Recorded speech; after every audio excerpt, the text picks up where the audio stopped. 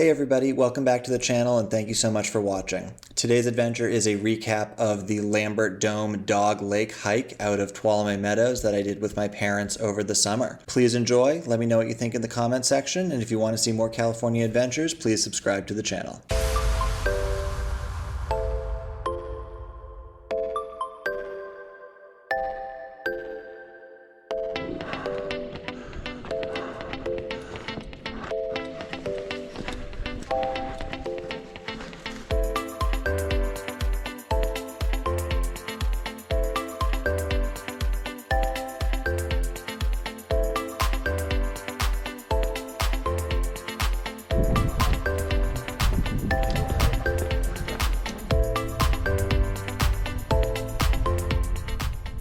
Hey there!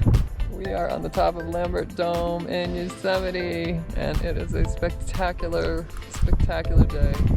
All right, here we are at the top of Lembert Dome on another glorious day. So we're looking sort of down toward the Grand Canyon of the Tuolumne.